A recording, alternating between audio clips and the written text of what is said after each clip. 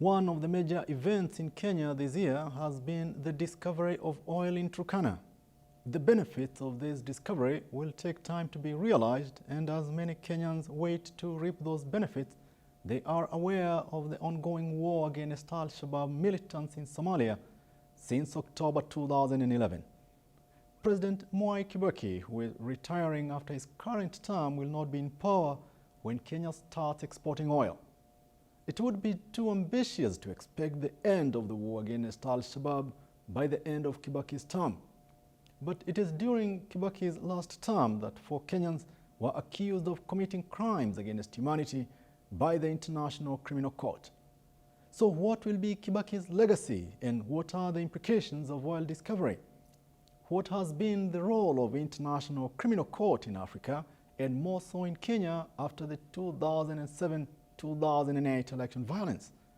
To provide insights to these questions, I spoke with Professor Ali Mazrui, a Kenyan intellectual giant and a global African, when I visited his residence in Binghamton in the state of New York. I started by asking Professor Mazrui what this recent oil discovery in different parts of Africa meant for the continent. Quite a number of countries all of a sudden discovered a resource which was there all the time. So at least half a dozen African countries have become oil producers within the last 10 years.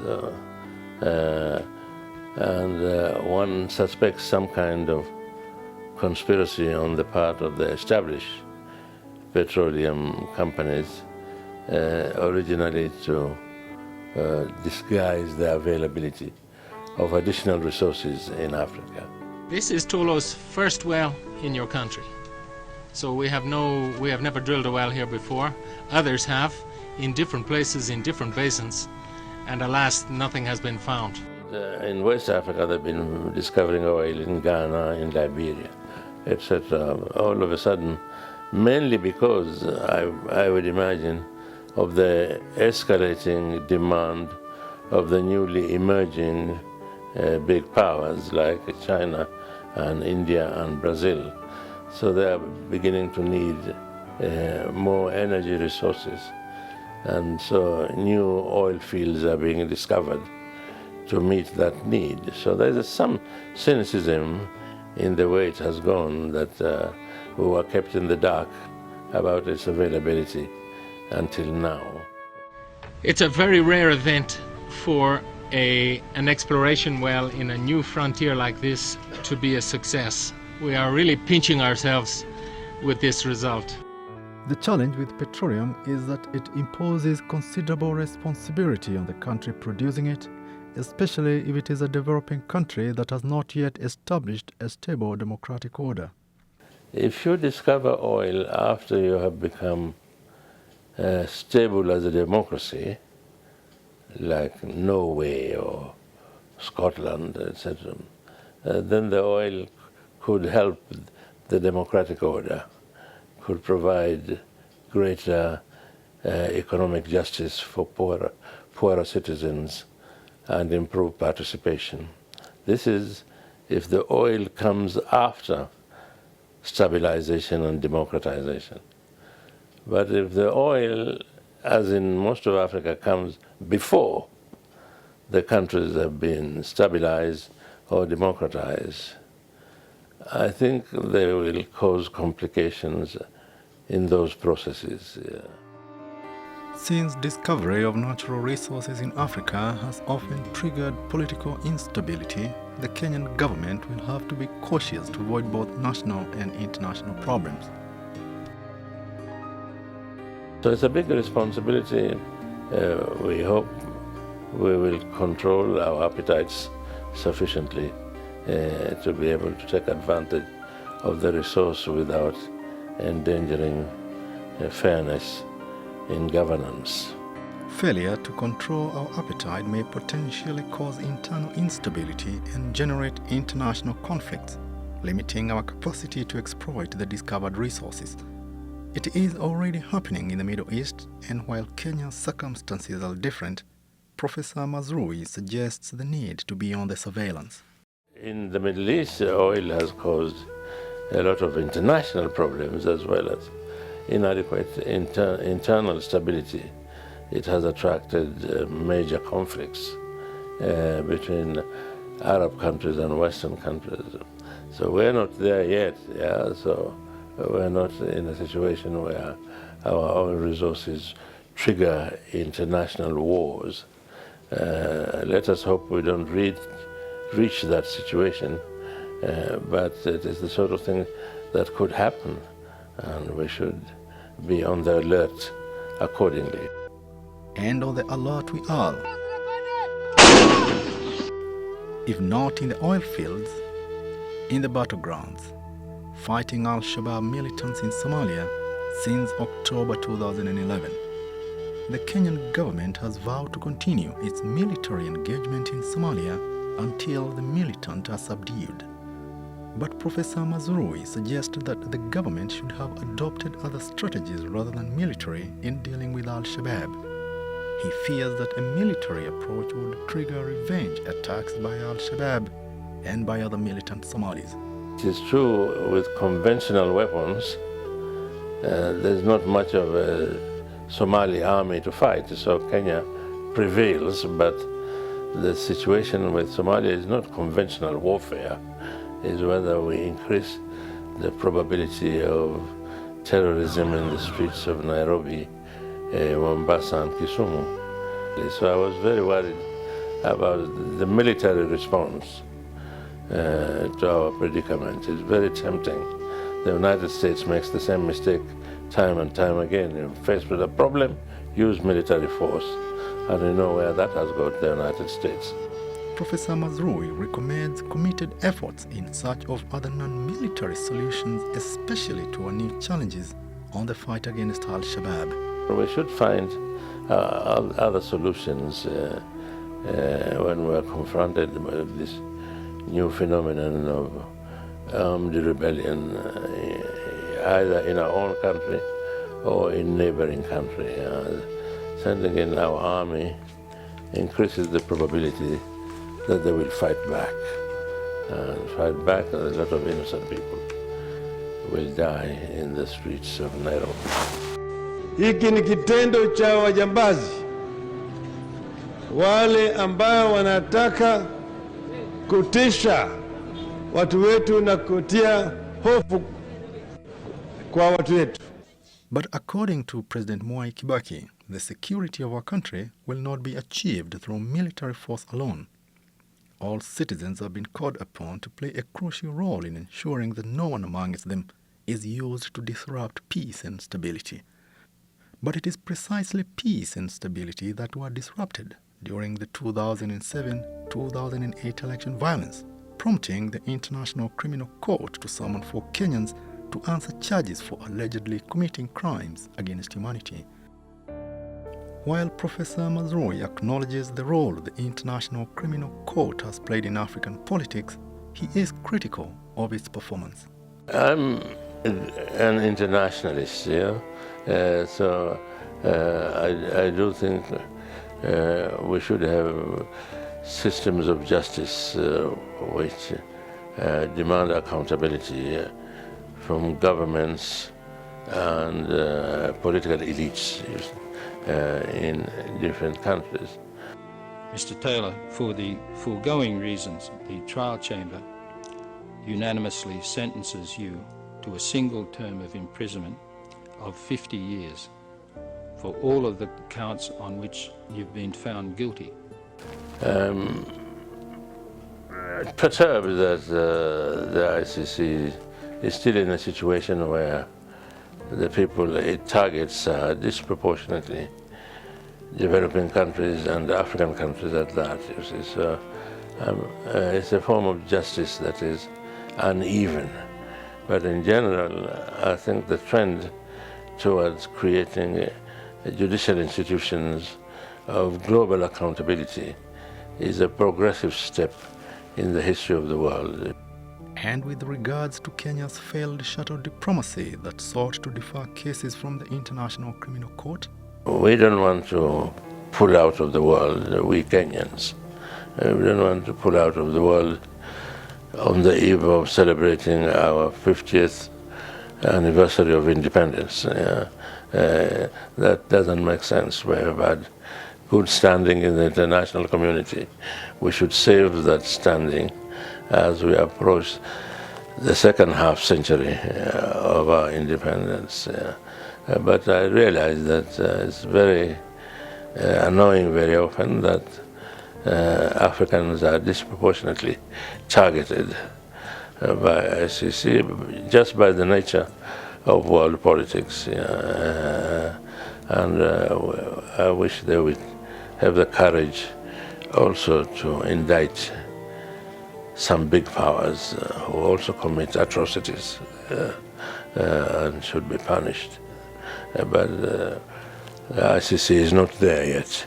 It hasn't found the will to provoke big powers. But I think the institution itself is a progressive step in the history of the world. Well, it is the election crisis of 2007-2008 that invited the ICC to Kenya. The country is on the verge of holding another general election, and Professor Mazrui hopes that Kenya will exhibit more maturity as a young democracy by having free, fair, and peaceful elections this time. Well, we do have touch and go with regard to the elections, partly because of the disagreements which has arisen over the International Criminal Court. I was hoping myself that we would stabilize a system whereby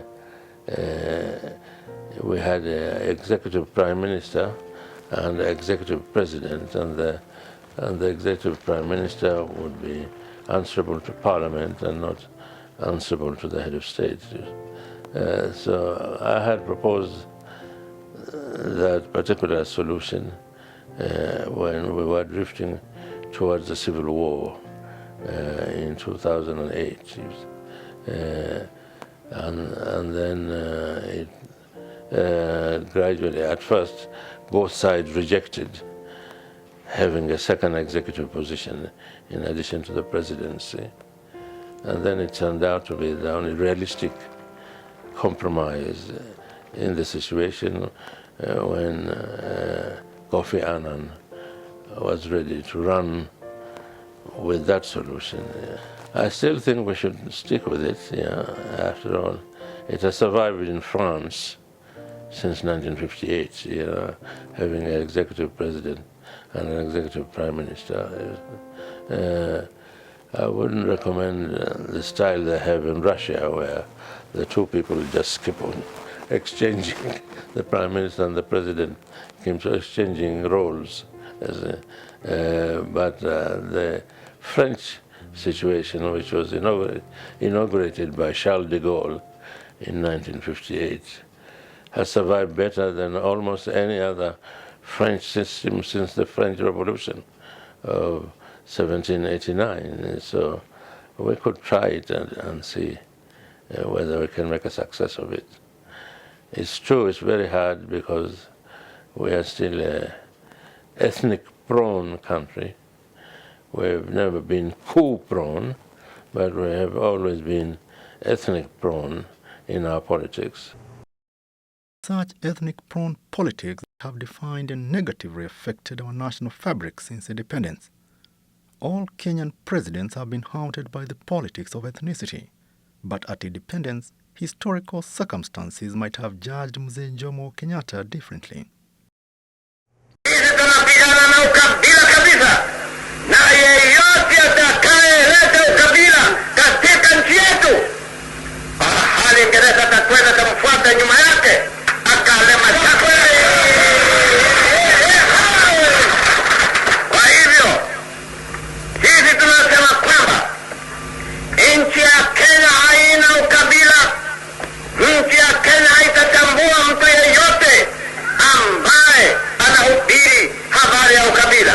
That era was special just because it was the first decade of independence, and we had a leader who enjoyed a lot of legitimacy in the society as a whole, and we had international support that was above average among newly independent African countries. So the Kenyatta years were special in that sense. We didn't use them wisely, but they were nevertheless special. So from 1963 to 1978, those were important days in the history of Kenya. If the country failed to thrive during the regime of Mzee Jomo Kenyatta, it had drifted into an abyss of ineptitude during the reigns of President Daniel Arap Moi when he came to power in 1978. But Professor Mazrui sees our national failures as having preceded Moi's presidency. When Moi came to power, the deterioration had already started, you see. So it got worse during the years of Moi, and imprisonment without trial, the flight of left-wing Kenyans to seek asylum elsewhere, and the beginning of the neglect of our higher educational institution. We have increased them quantitatively, but we have diluted them qualitatively. So the level of quality of education, of libraries, and of time for research for academics in Kenya has deteriorated. So the number of universities has multiplied. While it was during Mzee Jomo Kenyatta's regime that Professor Mazrui was informed by the late Professor Josephat Karanja that he could not teach at the University of Nairobi, it was during Moi's regime that he was denied opportunities to give lectures in Kenyan universities. Under Moi, I was under a cloud, political cloud, constantly, and although I was allowed to come in and out of the country, universities were intimidated, and I could lecture all over the world, but no Kenyan university invited me in the final years of Moi's rule. So there was, in general, consensus among university administrators that I was a political risk to invite to give a lecture. I, Mwai Kibaki. But it is President Mwai Kibaki who opened up previously muted discursive spaces in the country, allowing different and multiple voices to compete in a relatively freer marketplace of ideas. One of the legacies of Kibaki was to open up the system, you see, so that universities could have a freer choice of whom they want to invite. The situation also allowed greater openness in the newspapers, with more open debate than there had been before. And then in the case of my own self, I was more or less restored to legitimacy. So I was not only allowed to publish in Kenyan newspapers more than I was in the final years of Moi, I was also able to lecture, and I was invited to be chancellor of one of the universities, and the chancellor from abroad, costing, every time I went to Kenya, it cost us thousands of dollars for my round-trip airfare. So it was a major gesture of the government to try and make up for the years when I was under a cloud. So that was a major plus from my point of view of the opening up of Kenya in the Kibaki era. Is it too early to provide a report card on President Kibaki's performance during his 2 presidential terms? It's still an incomplete story. It's a work of art yet to be finished and to be assessed properly, but it did signify opening up of the country. While celebrating Kibaki's effort in opening up the country, Professor Mazrui suggests that Kibaki's legacy will be burdened by the 2007-2008 election conflicts which nearly condemned the country into a genocide. We made a mess of the elections of 2007-2008. We made a mess. We were on the verge of making history by having demonstrably free elections, and the parliamentary ones were indisputably free. The presidential ones were much more controversial, you see, because they didn't seem to tally with what appeared to be the outrage of the Kenyan people. So we messed it up. I was hoping it would be a new demonstration of growing maturation as a young democracy. But that went overboard. Now we have another test coming up about our maturation as democracy, and we'll see whether we do better this time. And who is Professor Mazrui's favorite candidate in the coming elections? No, I avoided that, especially from as long as I'm not in the country, to be constantly reminded of the clashes of politics and debates, you see. So because of that, I have avoided having specific preferences. And then until the new constitution, which is hopefully going to allow absentee voting, most of the time I've been in foreign lands when Kenyans have been voting. Let us hope we will allow the diaspora to participate in future elections more realistically. Mwalimu Mazrui hopes that the painful lessons of the 2007-2008 crisis will serve to remind all Kenyans, home and abroad, that our nation's stability depends on every citizen's eternal vigilance, for that is the price of liberty. After all, it is the future of our country that is at stake. I am Ndirangu Wachanga.